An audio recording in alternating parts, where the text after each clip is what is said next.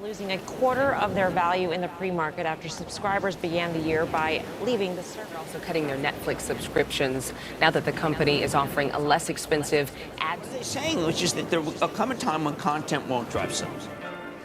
The slow fall of Netflix is something nobody saw coming. But now that we're all here staring into the abyss, the reasons seem obvious. From the constant increase of prices to the mindless catalog of shows, Netflix is like a person in my 600-pound life, bloated, messy, and stuck. But it hasn't always been this way for the streaming service.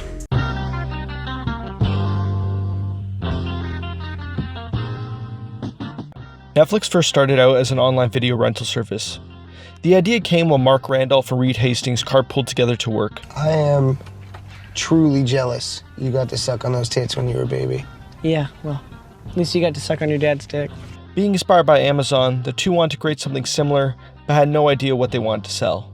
A VHS rental service through mail didn't sound too bad, but the only issue was that they felt like VHSs were too fragile and clunky to be shipped. Oh, shit. Looking for another option, the two stumbled upon a new thing called the DVD. Soon the pair tested how feasible it would be to send DVDs through mail. And after successfully receiving one intact, "Cause some came in the mail today." These DVDs. Got it! Got it! The ball started rolling for the carpool lovers. It wasn't long before the birth of Netflix took place. Registering the company in Scotts Valley, California, Reed and Mark launched the website on April 14th, 1998, having the website up and running for about 15 minutes before it crashed. Although the first day hiccup, it was all systems go from there. As time moved on, so did Netflix. The company grew steadily, and it didn't take long before it got the attention of their celebrity crush, Jeff Bezos, who offered to buy Netflix for $16 million. But after a discussion, it was decided that Mark and Reed's love couldn't be broken for $1. As the years went on though, Netflix started to gain notoriety, but they still weren't comparable to the heavy hitters like Blockbuster. Well, I'm talking to you the way I want to talk to you. Do you have a problem? Turn off your station. Regardless of the short-term success Netflix was seeing in the year 2000, the company was still running at a deficit, one that would make any man sweat. And with that sweat came a realization between Mark and Reed that maybe $1 could come between them, just one at a higher price. Wanting a buyout, Reed approached Blockbuster and offered Netflix to them at a small price tag of $50 million. In return, Reed was laughed out of the room.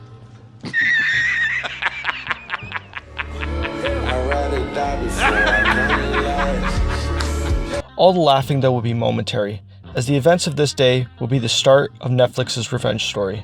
Is the nastiest skank bitch. But before the tides could change for Netflix, Mark and Reed's love affair would end in 2003, leaving heartbroken Reed at the full helm of the Netflix ship. Like a heartbroken guy at the gym, Reed started making gains with Netflix, and doing so at the expense of Blockbuster, aiming straight for the jugular. By 2006, Netflix had 6.3 million subscribers for the DVD rental service, and Reed was just getting warmed up. In 2007, after being inspired by YouTube, Reed would introduce the Netflix streaming service, believing that the future of watching entertainment was going to be online, as most people didn't seem to care if the quality wasn't that great. Hello, how are you? I am under the water. Please help me. People just wanted to watch something from the comfort of their own home, without having to go to Blockbuster or the movies. This is where Netflix began its transitionary phase, as did Blockbuster. Just one was for the better, and the other for the worse. By 2009, Netflix's streaming subscriptions overtook the DVD rental service, and by 2010, Reed decided to change his focus to the streaming platform wholeheartedly. Meanwhile, Blockbuster was going through inner turmoil. Oh my God! Okay, it's happening. Everybody stay calm. What's the procedure, everyone? What's the procedure? Stay calm. The company couldn't recover regardless of their efforts like the No More Late Fees campaign, or the creation of their own streaming service. The company was constantly trying to play catch-up, and by mid-2010, Blockbuster had to declare bankruptcy. The fall of Blockbuster was unexpected to everyone, and devastating to most. The company was a household name. It was a place we all went to when we were kids. But regardless of the hard feelings, Blockbuster's unfortunate passing left a giant hole that Reed was ready to fill. Although Netflix was getting larger by the minute, the streaming service was still somewhat of a fringe place for people to go watch their movies and TV shows. But that conception was quickly changing. Like a boat getting launched, Netflix started making waves, buying licensed content like The Office, Friends, and a bunch of Marvel movies, and creating their own shows like House of Cards and Stranger Things. The Netflix content list became unmatched by 2016. And best of all, it was only $9.99. From a fringe thing to a service that had over 100 million subscribers by 2017. Sparkles and champagne. VIP my section, bro. Netflix caught everyone off guard, shaking up the entire entertainment industry, leaving legacy media companies feeling left out of all the money they could be making. 'Cause sometimes I look in her eyes and that's where I find a glimpse of us.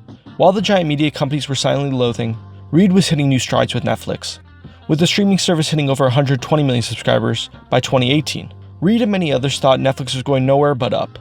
Although true for the time being, the idea of infinite ascent was a misstep. As down the abyss, the giant media companies turned their loathing into plotting. As companies like Disney, Paramount, HBO, and many more started to study Netflix's every move, they started to see Netflix's weak points, realizing that the streaming service mostly relied on others for their content, and bought that content with money that they didn't have, acquiring billions of dollars of debt over the years. This method worked to bring in subscribers, but with the top shows being Friends and The Office, and having almost 2/3 of their audience's watch time going towards licensed content, companies saw what their next move was going to be. With legacy media companies preparing for battle of who would be the captain of the streaming ship, Let me drive the boat. Reed couldn't have cared less, as the party celebrating their success continued to rage on. Like Robbers in the Night, show by show and movie by movie started to get pulled off Netflix, and by the end of 2019, a good portion of their licensed content was taken away. The losses at this time, though, were not being felt. Actually, it was the opposite. I'm a nobody. You understand? And you can't kill a person with no body. The company's name still had notoriety. People weren't saying, let's Disney Plus and chill. People were still saying, let's Netflix and chill. It was still the place you went to binge watch, the place to watch Stranger Things, The Crown, and biggest of them all, Squid Games. And so, with this notoriety, help from the pandemic, and making a few hit shows, Netflix amassed 221 million subscribers by the end of 2021, making legacy media companies truly believe that the streaming service would remain the captain of the streaming ship. I'm not fucking leaving! Regardless of these gains, though, the Netflix ship was still slowly taking on water, turning their puddles into floods, and it's no secret what happened next. After its first quarter report, the streaming service reported losing subscribers, and forecasted it'd be losing more in 2022. Within the blink of an eye, people started selling their stock as if the economy was collapsing, and before Reed knew it, the company's stock dropped by 70%. Who could blame people, though, for leaving? Why would subscribers stay only to watch a few great shows and movies, when the rest of their content is shows like Big Mouth or the new Resident Evil? Nowadays, the competition is fierce. With the pandemic slowly coming to an end, and the price of everything going up, people have less time and money. And there's no money in here! For many, it makes no sense to stay subscribed to a streaming service that only has a show that you like every 1 to 2 years, when you could be subscribed to Disney Plus or Crave, which not only has licensed content people want, but also new originals that are pretty good. The strikes against Netflix have been obviously effective. They've left stun-locked Reed, caught off guard, and exposed. You better stop! Stop!